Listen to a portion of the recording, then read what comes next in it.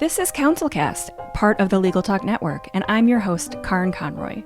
When you face a complex case outside your expertise, you bring in a co-counsel for next-level results. When you want to engage, expand, and elevate your firm, you bring in a marketing co-counsel. In this podcast, I bring in marketing experts who each answer one big question to help your firm achieve more. Here's today's guest.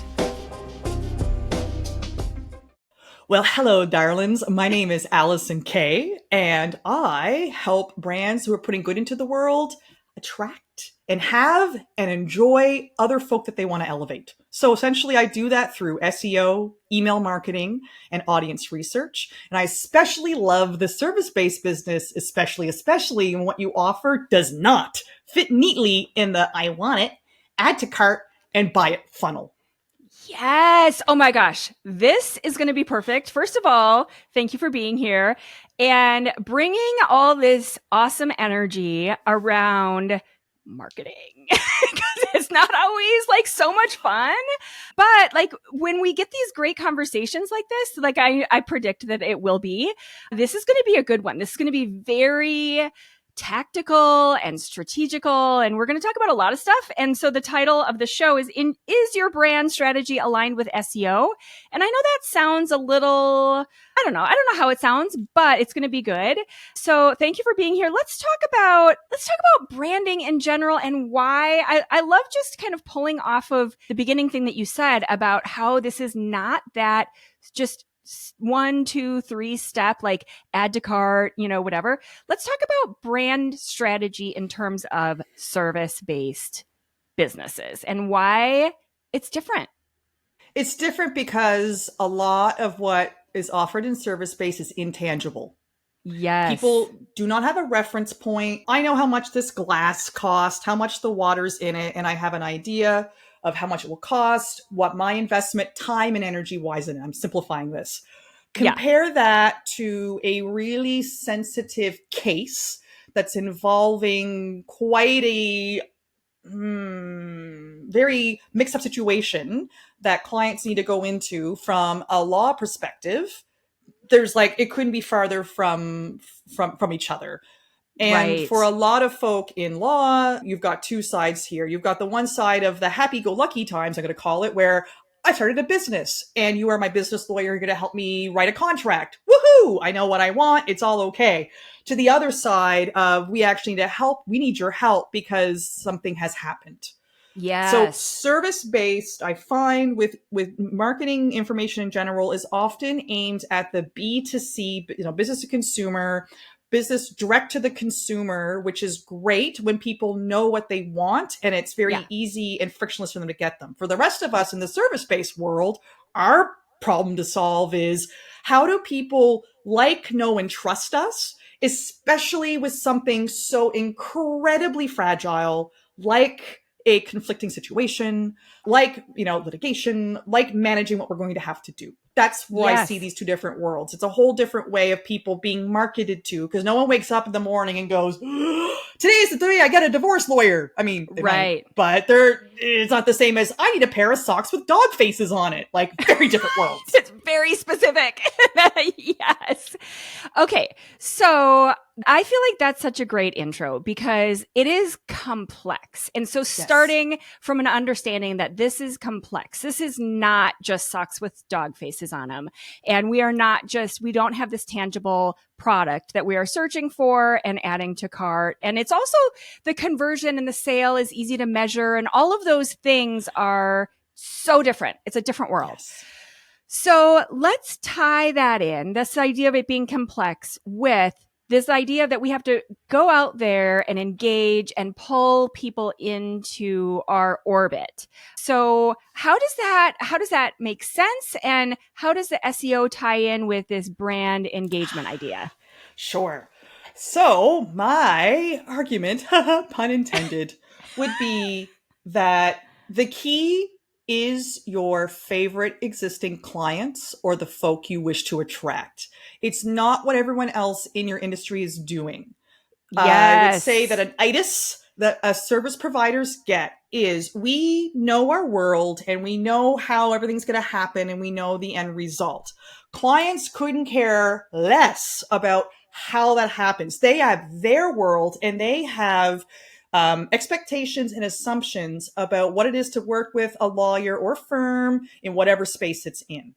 So what we have to do, and I find what works well with marketing, is getting really clear on where your life intersects your business intersects the life of your ideal client. So, Yes. and SEO can help that because especially in service-based, gone are the days of people like knocking on your door and asking about you. They're going to do a lot of it research first on your brand before they even reach out. Right. Especially again, if this is a tenuous situation, then maybe they're trying to figure out, does someone have the specialization in it? So understanding where you fit into the world of your ideal audience. And often it's not even when they have the problem, it's sort of setting up this. We'll talk a little bit about the expectation prior of like, how do we begin to get them thinking about your firm, hopefully before something happens. Right. And then SEO's job, I would say to that is, on top of that, what you're trying to solve is, what if they've never heard of your firm? Yeah. So you can absolutely, I love, like, there's conversations about localized SEO where people like look for your branded SEO. So like, I know the name of Alison K law, I type it in and you're showing up. But how do you know the intersection of when you fit your ideal client's time and you in SEO are answering questions and being present when they go, oh, I need that. It's like, you need to introduce when they yourself. Have the question. Before they even know. And that's SEO's job, is it's an answer box. So not everything in marketing is going to be SEO. One is not a single channel, is a bullet, silver bullet. There's lots of werewolves in marketing. You can't get them with just one. So it's sort of, but SEO can be wonderful because what I find when I do SEO research in particular industries is that everyone's already covered the basics. But if you're a specialized firm, you are sitting on a gold mine from SEO to talk to your ideal audience at a level where they're like, this firm gets me. I'm already convinced they understand me. The like, no, trust factor is easier, and it just makes it more frictionless when they're going to reach out to your firm. Okay, that is perfect. So I want to dig in to that really narrow focus that I feel like is it's a place where a lot of people I talk to have some fear around that because they feel like I should do everything. I should be able to answer every call. And it doesn't work that way. It's the reverse in terms of both SEO and branding. And so not just in terms of like how the search results work, but in terms of how your clients feel about your firm and are more interested in working with you and convert faster. So let's talk a little bit. Can you talk a little bit about that and how it works both technically and sort of psychologically? In what, 3 minutes? No, wait, Arlen. Go. Explain the world now. There is a wonderful marketer. Her name is Kate Burgoyne. And her saying is, whoever's closest to the customer wins. And so she is really keen. And also she was originally from here in beautiful Dartmouth, Nova Scotia, Halifax, Nova Scotia. So shout out to wonderful women in marketing who are actually from my area. She's awesome. But she's coming back to that jobs to be done. And that's a lovely, fun thing people can look up if they're ever interested. This concept of jobs to be done is no matter what we purchase, we don't buy it for the features. We buy it for an end result. And it has a job to do. So the first thing is that I would, number one, suggest for anyone listening that you've got to get clarity on who your favorite and ideal clients are. Where are they at? What do they already have? What makes working with them easier? What level of literacy do they need around what you're doing? And so the way to find that out is to talk to your past ideal clients. Because what's happening in most industries, I find, is everyone is watching what everyone else is doing, at least from like a marketing standpoint, but people aren't going back to the source. The people you need to attract are not other firms. So just stop worrying about what other firms are doing, because at this stage, in my experience, most folk are seeing what other people are doing and they're copying it, but no one's looking at the engagement. So when I think of branding, to me, branding isn't about us as the service provider. It's about inserting ourselves where it makes sense into our ideal client's timeline. So that's it so the first step, and the reason I'm saying that's the first step, and there's lots of ways we can talk about how to do that. When you as a firm understand who you wish to attract, my next step would be, it's not your job to learn SEO. It's Yes. complex and all of that. But a good SEO consultant will do far superior work if you come with like, we want to attract this kind of person. Yeah. Because that gives them a roadmap to do all of the lovely, nerdy, boring, roll up our sleeves and stick our arms into it SEO work, to come Right. back to you and say, look, now that I understand who you want, here are the opportunities where your contemporaries are not doing this work in SEO. Yeah. Here are areas that are super competitive. In other words, what we mean is everyone else has already done it. There's websites who've been around for 20 years, expensive. Yeah. It's not worth that time. Right. But if you approach SEO, and I would say branding in general, from a place of, these are the services we offer, you're at the same table as people who did that work in 2010. Yeah. And in the internet world, a lot has changed. So I think that makes some founders and associates go like, oh God, we got it all wrong. I'm not saying that. I'm just saying you are sitting on a gold mine first. It's actually mining who you already attract. Yep. And you use that as that becomes your branding piece. It becomes your marketing piece. It becomes your outreach piece. And from there, anyone you work with can help expedite what makes you special, because Google does reward us when we get specific. So if you are in family law and you specialize in queer family dynamics, you should be talking about that. Because for all the other family laws, I am queer. When I got divorced, I looked for a lawyer who appreciated the queer perspective. Right. And that's who I hired. Yes. And also I didn't hire because I didn't have enough assets to fight over. So anyways, but I just want to underline this whole idea of coming to the table and meeting your consultant with that information, because we are sitting at our office and we are knowing what we know about your firm from this outside perspective. And all we know is what we see on your website and what you've told us maybe in an intake form. And I can't tell you the number of times I've had these conversations, like an initial sales conversation, where I say, okay, let's talk about where you're at, what you need, what's going on with your firm. And they say, well, I'm here for you. You're the expert. You tell me. It's like, I can't read your mind. I don't know what's happening when someone picks up the phone and calls your firm, and who's answering. Are they answering, number one? Or do you have it go to a voicemail? Or maybe, God forbid, an old-fashioned answering machine. Number two, who is calling you most often? I don't know what happened last week. I don't know who's calling. I don't know who you like to work with. These are the things you need to bring to the table. I've even had calls where I say, okay, I see you've got these 5 areas of practice listed that you do your typical work on. And they say, oh no, 3 of those, we don't even do that anymore. It's like, so there's so many problems with that to begin with. And so why are you trying to attract this type of clientele that you don't even do this work? So where I'm going with this, because I'm kind of taking this left turn here, but where I'm going with this is that it's important for you to have this mutual understanding with the agency that you work with either your marketing agency, your SEO, or maybe that's the both, and then bring to the table where you're wanting to go, because we can't read your mind. And all of that information is going to give you a better result. So let's talk about that. And then also authority in general. Like, how do we, first of all, let's talk about what is domain authority, and then authority as a broader topic in terms of, I'm kind of doing a sort of a weird segue from like you knowing your law firm and you being the authority figure in that firm. And then I'm trying to transition to domain authority, but it's kind of like, it's not going so smooth. No, that's okay. Yeah. So ultimately, we as marketers want you to succeed, and we want you to live in a brand and have your marketing, however it rolls out tactically, in a way that makes you feel proud of it, attracts the kind of clientele so you can do the work that you fell in love with.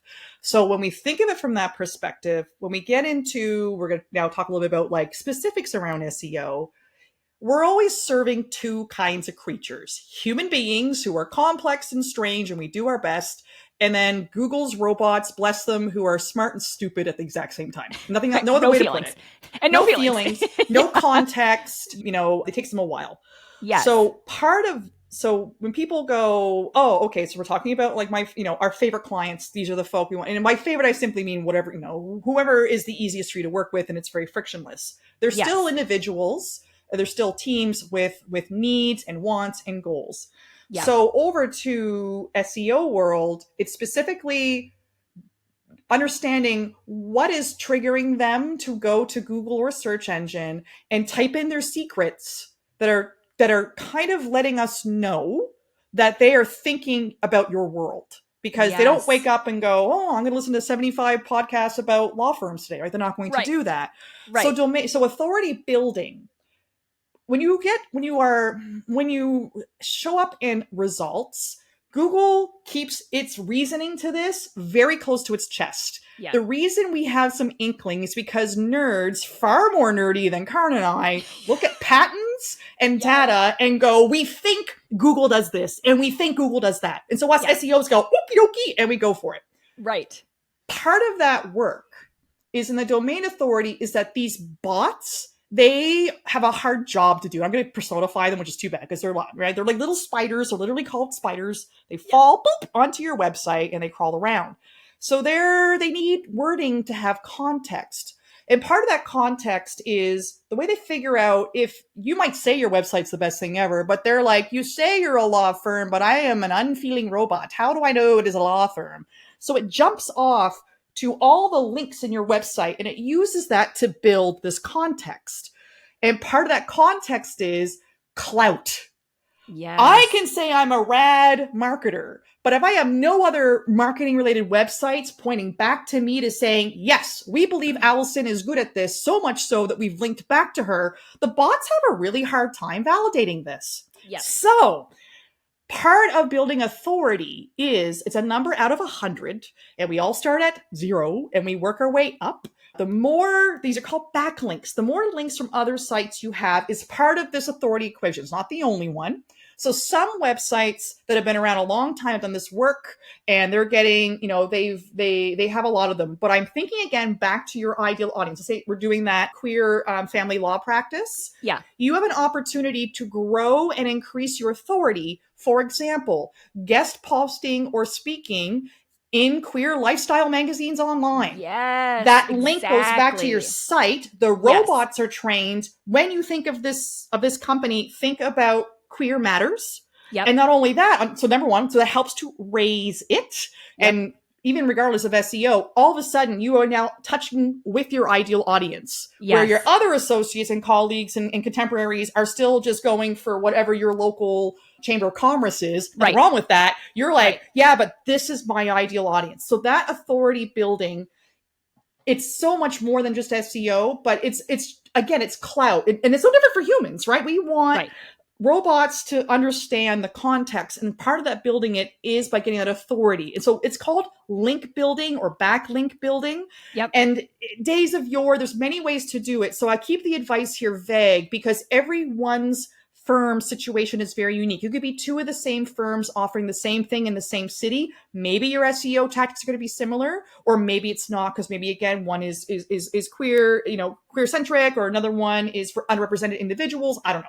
Right. Yeah. So that's, hopefully I did my best to kind of take that piece and put that together. It makes so much more sense, because I feel like everyone has this idea, first of all, of backlinks being like directories. And that was, I think, the historical place where a lot of people started. And so nobody moved off of that definition. But I love this idea, defining it more in terms of aligning with your PR. So getting out there and finding yourself placed in these, when you talk to PR people, they talk about placements and having these, and I feel like that's such a great word because you are putting yourself in front of this very specific audience. And when I talk to clients, a lot of the times they are like, I want to be on Forbes. I want to be on, like they have their list of 5 magazines that they want to be published in. And it's like, okay, but really, do you want to appeal to the entire universe? Because that is so broad. And what percentage of that population do you really actually care about? It's so tiny. And it's a lot of work to do that kind of placement, as opposed to finding that being the little fish in the big, no, the other way around, the big fish in the little pond. Yes. So that I feel like is the overall message here is be the little fish in the big pond. God, I keep saying that wrong. Be the big fish in the little pond. And when I talk this with clients, I hear like, but how do we know what magazine or forum or what? And I'm like, come on, go ask your clients. And again, we don't know. And this, again, is important. And the reason it's important is I do so we can talk a little bit if we want to about like client interviews.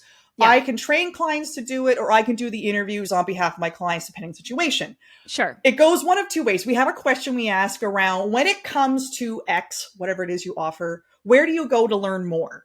Yes. And two things happen. Either your clients go, oh my goodness, I listened to this podcast. I go to this magazine. You're like, you write it all down. And sometimes we'll find patterns, or like, I read these books, right? And from there, we have ways of extracting out of that. Or they go, I don't. And that's really important for people. I'm getting back to their job isn't law.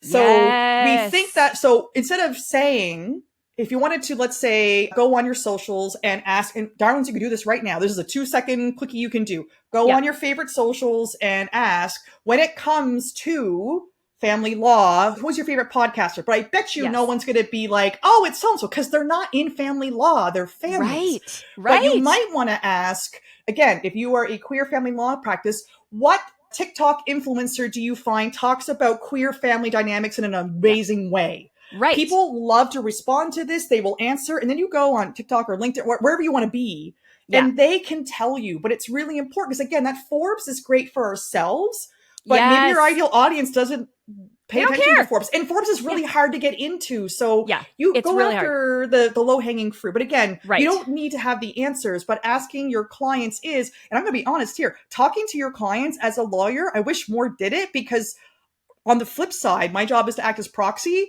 We feel like we can only talk to you when there's a problem. And ultimately, there's so much more we want to build in a relationship with our clients, especially to have that referral aspect. So doing asking your clients, after, depending on the situation, like to have a candid conversation about how they found you and things like that can also grow relationships and grow your firm.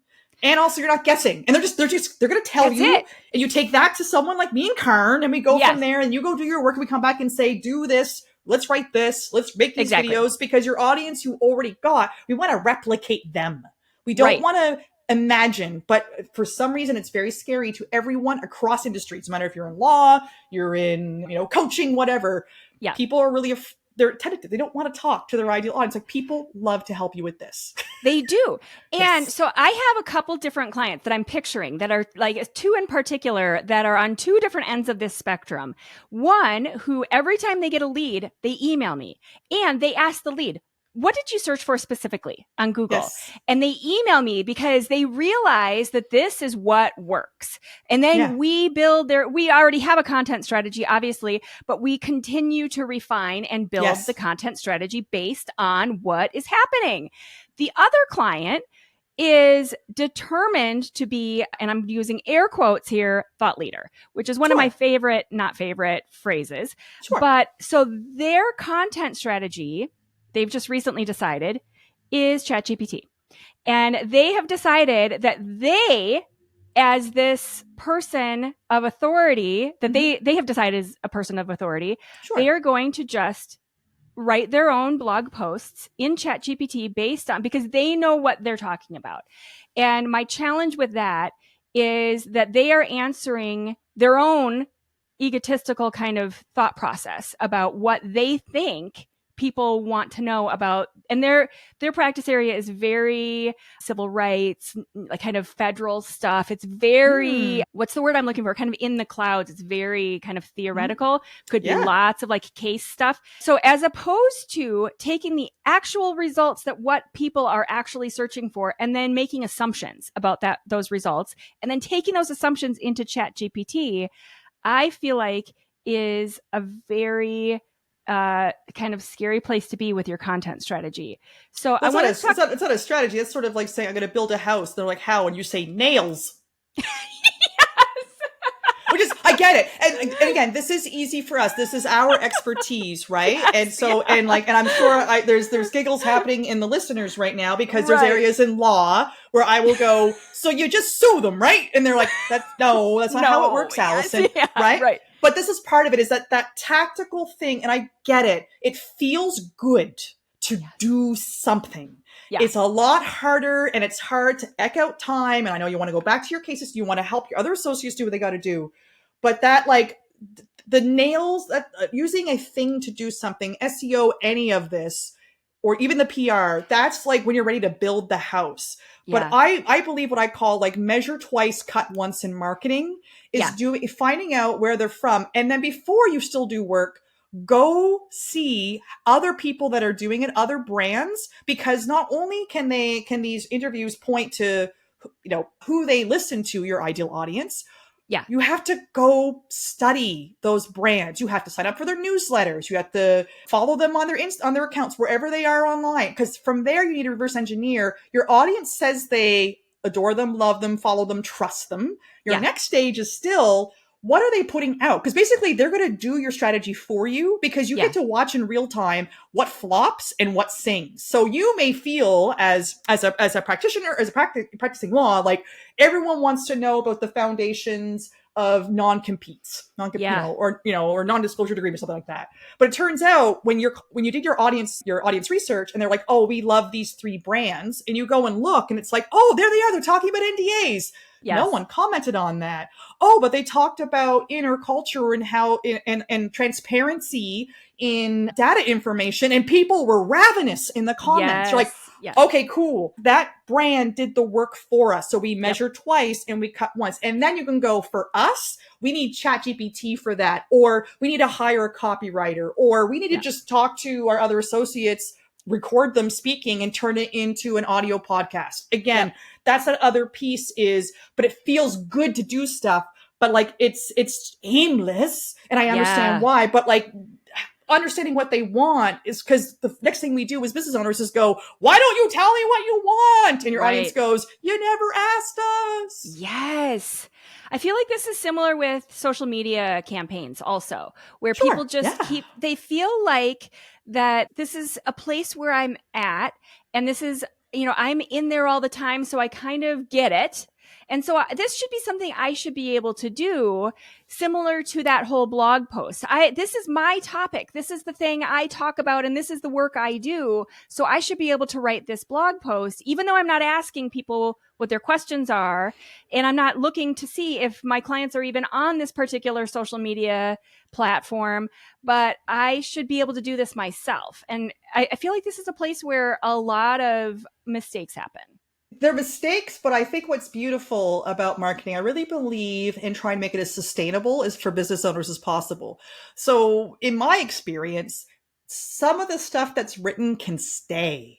It might have a nugget. Again, you might want to do the research first, but let's say you wrote 55 blog posts. Maybe there's 5 or 6 there that actually have some legs, we might say. So you don't need to ditch it. But with this new information we now know, right? We always work better, not harder. We work smarter, not harder. Then it's like, okay, I've as a legal professional, I've said my bit about what I know. From an SEO standpoint, how I would write that, how I would up it, is I would tack on the top of it, really making sure that you've answered that. So whatever topic you have, frame it more like I'm not saying get the, what to do in this case. Maybe, again, the research will help you. The top part should very quickly answer the question. Google, and people on Google, they don't want to read your dissertation. They want to what scroll. Is this answer? But the opportunity is in there, you can begin to weave the unique point of view of your firm. Examples of where this happened. Again, if it's queer family law, I'm just picking it because once you get an example, you want to go with it, right? Like clear example. So now the reader goes, this firm not only answered my question, but they immediately told me that they understand my particular family situation. And then you can filter in everything you've written.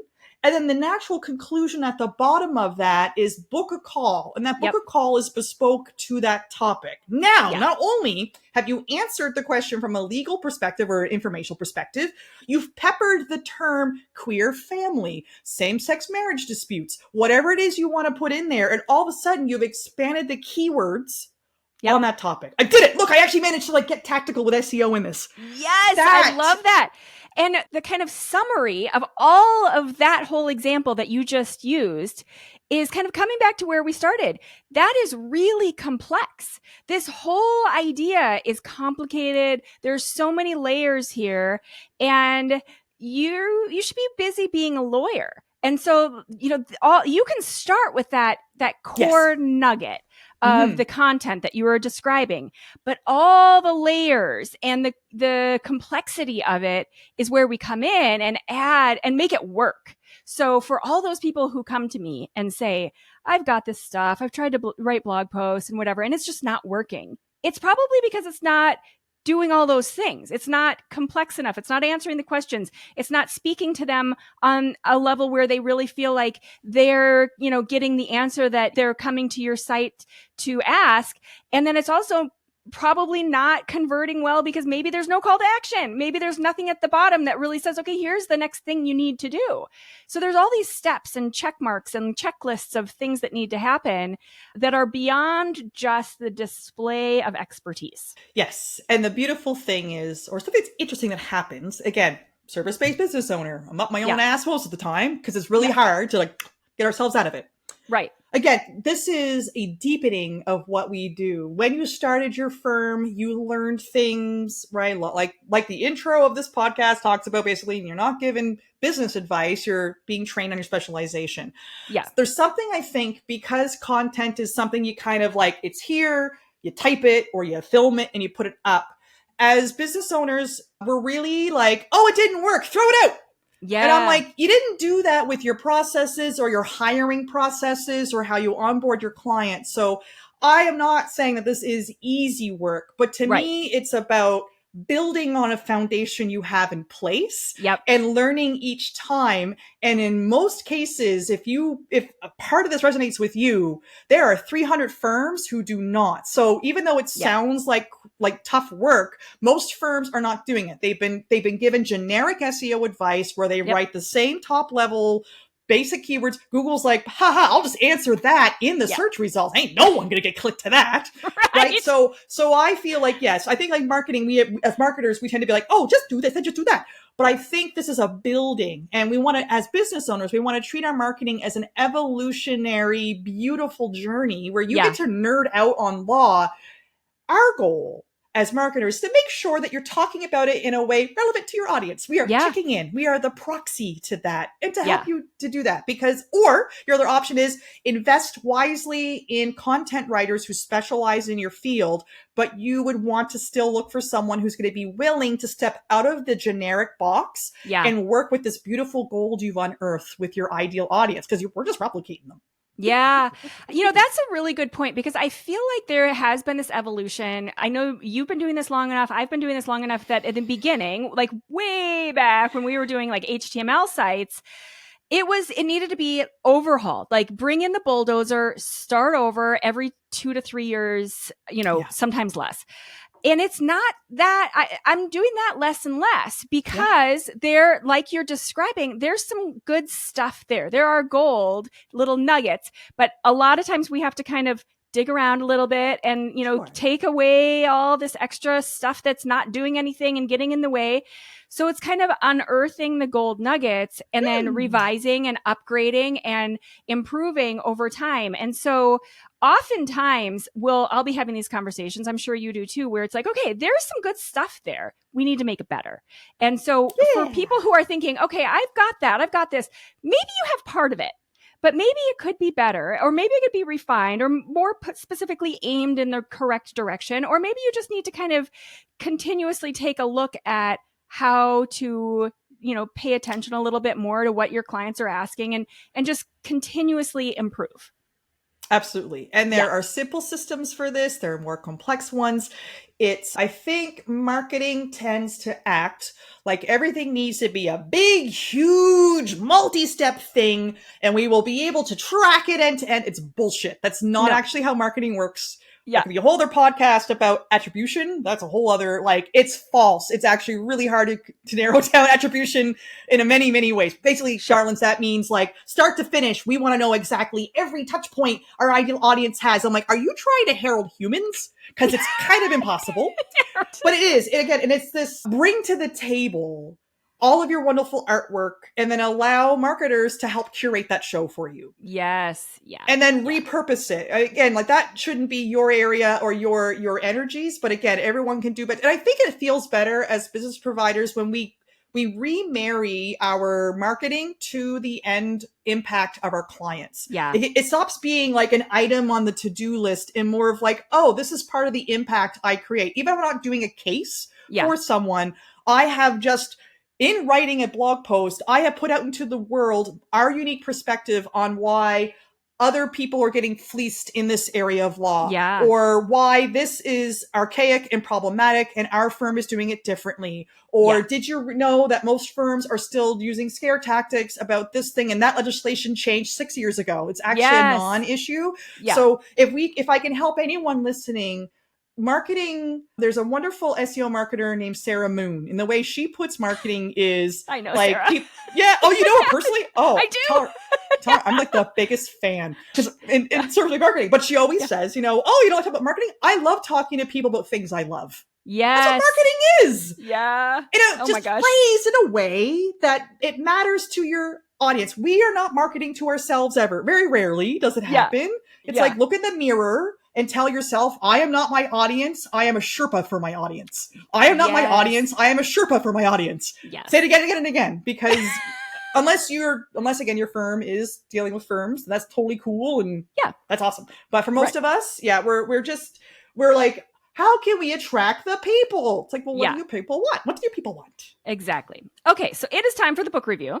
And I know you've got a good one. So one of the all-time best marketing experts on the planet. So Allison, what's the book that you're going to add to the library today? Not that he needs any more clout, but it is the near and dear Seth Godin. Yeah. Oh, and I muffed his words. That's okay. Anyways, he has a new book out called The Song of Significance, a new manifesto for teams. I've always enjoyed him because he's very succinct in what he says. He's very inclusive in his language when he's giving examples from industry, gender identification, you name it. His little blog that he has where he just drops little nuggets are fantastic. He is probably one of the most amazing brains that we have right now. Yeah. The Song of Significance, a new manifesto for teams, has nothing to do with SEO. It has nothing to do with marketing per se. But for anyone listening, where you're in a position to put more good into the world, to affect more change, and you're watching the systems in place that are falling apart and moving our world into areas of negativity, his manifesto is talking about workplace culture and marketing culture and sustainability culture, where we get away from doing things the way they were to a world that's more sustainable. And that sounds really hokey pokey, but his background is in marketing, but also he's done a lot of predictions that have worked out. He's really interested in the human aspect of why people are attracted to things. So if you're someone who's been looking for a book that is about effective change, big picture, but kind of aligns it through team building, industry culture, it's a great book to read. It's not tactical, it's a manifesto, but I feel like he is answering and talking about some of the biggest issues that we as business owners are part of. Yeah, and we affect tiny communities. So that's the Song of Significance, a new manifesto. Linchpin was the book from him I was introduced to. It's my favorite. I run my business based on Linchpin. But if you need a book that's not about marketing, but it's sort of about how to change systems that seem so hard to change. And like, it doesn't matter that you're in law, doesn't matter when anyone's in. We all have a time to make change. The Song of Significance is the book for you. Highly recommend. Yeah, I think that's really, really timely, especially for the legal industry. The legal industry has been so slow to technology and change and all of that. And COVID really exacerbated all of the problems, but then expedited things like before COVID, you never saw people having Zoom meetings. And that was kind of getting standard with every other industry. And so the legal industry is slowly coming to these things. And there's been a nice little leap during COVID. And so now it's like, let's ask the next questions. Like, what comes next? Yes. Like, how do we change the whole system? Or just maybe if you're in a bigger firm, maybe it's systematic within your firm, or That's a kind of good one. taking, Yeah, the book has a lot of great conversations around thinking as a leader, as an owner, and as a recruiter in your firm, how to foster a true, wonderful dynamic within your team in a way that's not like, let's do a SWOT analysis, let's go on a retreat. Like those are fine too, but he's like, if you're a big thinker and you're like, oh, like I need like the Man on the Mountain meets Entrepreneur Magazine, this is the book you kind of want to read, especially if you love your team and you want them to be healthy and strong and make the change that puts you into the system in the first place. Oh, it's a great one. And soloists too. As a soloist, I love it. Sure. I can see where it fits and how I can support. But team culture, it's a great book for that too. Awesome. Okay, we'll add that one. It'll be on the show page, links to, all the Amazon and all that good stuff, but check that out. Okay, so Allison, what is a big takeaway that you'd like people to get from this episode? Because we covered a lot of stuff. We were talking about SEO and brand strategy and lots of stuff. So I'm not going to recap everything, but what's a kind of big main point takeaway that you'd like people to get? Talk to your favorite clients. Yeah, it's good. It seems so basic, but it seems so basic. But honestly, that combined with like asking them how they found you is something that so few people do. And it seems like revolutionary when I bring it up to people. And I'm like, you're tracking how your leads are coming in, right? Oh yeah, I should be doing that. It's like, come on, you're killing it. Like literally, you're killing your entire strategy by missing those two tiny little points. How do they find you? What do they want? Yes. And to have us chew on this a little bit, when I say you want to talk to your favorite clients, the way we talk to them is not a review of them working with you. It's a very specific way of talking about what made their heads turn towards realizing they had a problem or solution they needed in which you fit. So I think that's the other, and that's a whole, again, like a whole other podcast about how to do this. But when I was talk to your ideal clients, it could work out to be like a little exit form, or depending on what the nature of your firm is like. But we're asking really like, when does my practice fit into your world? Yeah. That's what we're trying to figure out. And that can help you with your SEO. It can help you with your social media, your paid advertising, your speaking engagement. If you do want to, if you're in a position where you want to be more out there in the world and share this wonderful knowledge you have, that can be helpful.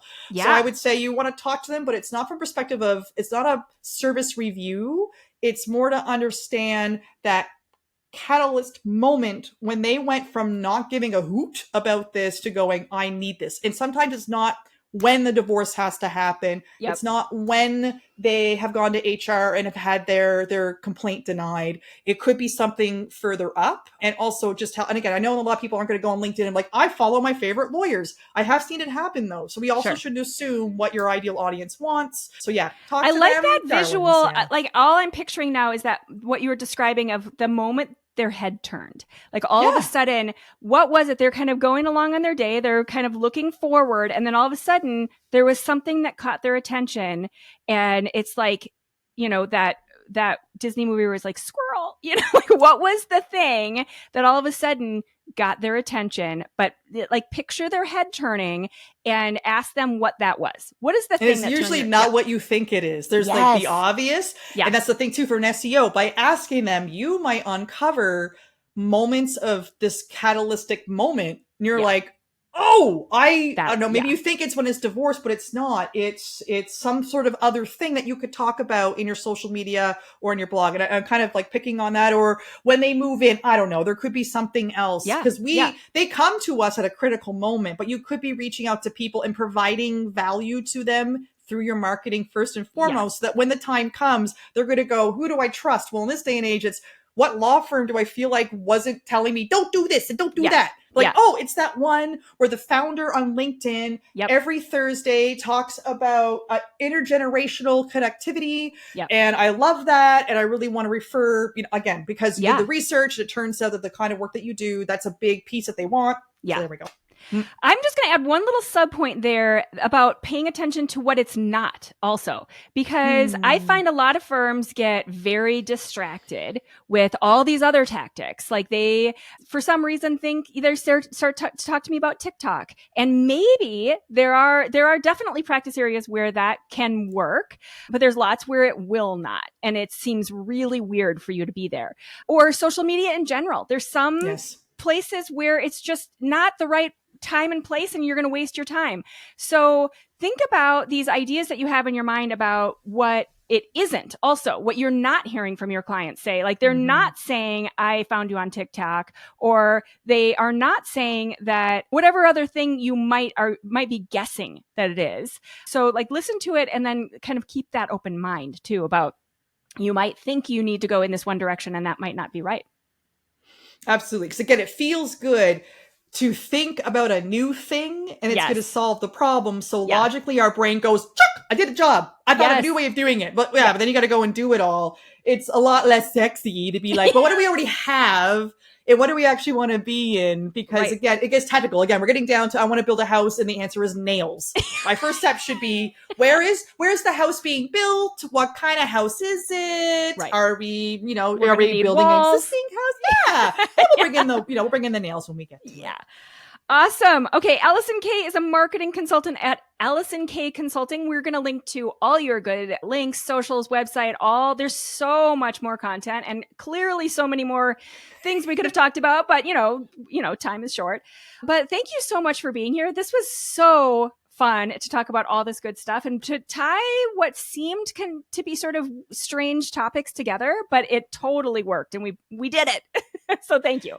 And thank you. And listeners, from the bottom of my heart, thank you for putting good into the world. Thank you for fighting and advocating for people who do not know how to navigate these complex systems. It means the world to us. And I know sometimes you don't hear that. And sometimes it's just, I have a problem and can you solve it? But from the bottom of my heart and other folks, thank you for doing this hard work and for advocating for us. It's so important. Oh, that's so important. And I feel like that's what you need to lead with, is that feeling that you're aiming for as that end result, right? That gratitude and the feeling of understanding and like the solutions and all of that good stuff. Yeah. Awesome. Thank you. Thank you for listening to this episode of the CounselCast podcast. Be sure to visit our website at counsel-cast.com for the resources mentioned on the episode and to give us your feedback. If you enjoyed this episode, I would appreciate if you could rate and review the podcast on Apple and subscribe to your favorite podcast platform. See you on the next one.